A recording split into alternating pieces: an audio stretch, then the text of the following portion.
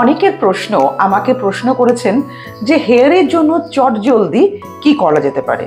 যেমন কলেজ পড়ুয়া কিছু ছেলে থাকে, কিছু কলেজ পড়ুয়া কিছু মেয়েরা আছেন যারা কিনা চুলের যত্ন বা স্কিনের যত্ন একেবারেই নিতে পারছেন না, কারণ তাদের টাইম নেই। তারা পড়াশুনো করবে নাকি চুলের যত্ন নেবে।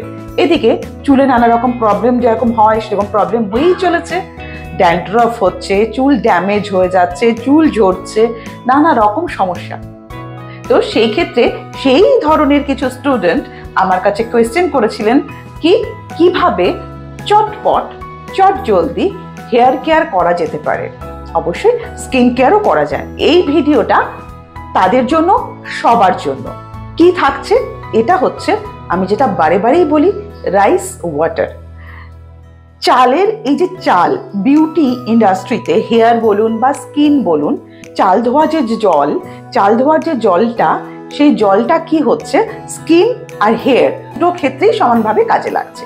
সেক্ষেত্রে আমাদের কি করতে হচ্ছে, চাল নিতে হচ্ছে।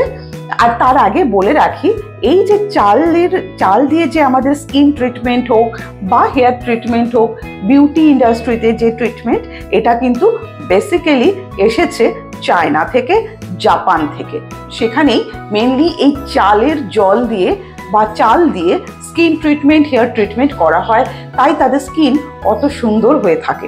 এই যে স্কিন ট্রিটমেন্টের যে আমাদের পদ্ধতি, যেটা দিয়ে আমরা করতে পারি এই চাল ধোয়া বা ডাল বা চাল, বেসিক্যালি চাল, তো এটা এখন কারোর অজানা নয়। তাই আমি আমার মেইনস্ট্রিম লা এসেনশিয়ালসের দর্শকদেরও সেটাই বলছি। খুব সহজেই কিভাবে এই চাল দিয়ে আমাদের চুলের যত্ন আমরা করতে পারি। নাম্বার 1, তার জন্য আমাদের কোনো সময় দরকার পড়ে না। আমরা চাল নিয়ে নেব। অনেকে আছে এটাকে সারা রাত্রি ভিজিয়ে রাখেন। এই যে চাল, এই চালটাকে আমরা ধুয়ে নেব। যে কোনো চাল হতে পারে, এটা আমাদের সেদ্ধ চাল হতে পারে, আতপ চাল হতে পারে, যে কোনো চাল হতে পারে, গোবিন্দভোগ চাল হতে পারে। এই চালটাকে নিয়ে আমাদের ধুয়ে নিতে হবে। অনেকে আছেন এটাকে সারা রাত্রি ভিজিয়ে রাখেন, সারা রাত ভিজিয়ে থাকে, কিন্তু ভিজে থাকলে কি হয়, একটা স্মেল হয়, একটা বাজে গন্ধ লাগে। তো সেক্ষেত্রে আমি সেটাকে বলছি, আপনাদের সারা রাত ভেজাবার কোনো দরকার নেই। আপনারা এটাকে জাস্ট একবার ধুয়ে নিয়ে জলটাকে ভাতের মতন করে ফুটিয়ে নিতে পারেন। আমরা যদি সারা রাত এই চালটা ভেজাতে নাও চাই, তাহলে আমরা কি করছি, চালটাকে জাস্ট একবার ধুয়ে সেটাকে আমরা ভাত যেমন রান্না করে সেরকম একটু ফুটিয়ে নিতে পারি। জলটা ফুটিয়ে নিয়ে সেই জলটা আলাদা করে ছেঁকে নিয়ে রেখে দিতে পারি। এরপর এই চালটা যখন আমরা ধুয়ে নিচ্ছি, একবার আমরা চালটাকে ধুয়ে ফেলে দেবো জলটা।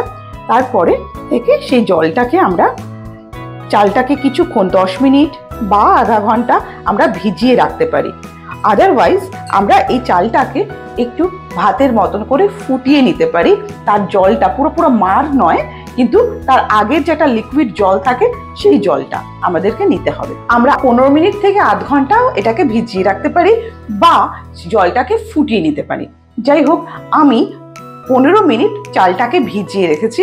এরপর এটাকে একটা স্প্রে বটলের মধ্যে ট্রান্সফার করে নেব। এবারে আমরা এই চালের জলটাকে যে কোনো একটা স্প্রে বটলের মধ্যে নিয়ে নেব। সেটা আমরা কোনো ফানেল দিয়েও নিতে পারি, আর মেজারমেন্ট কাপের কোনো দরকার পড়ে না, কিন্তু আমরা এর মধ্যে নেওয়াটা আমার সব থেকে জরুরি। কিভাবে নিচ্ছি সেটা পরের ব্যাপার।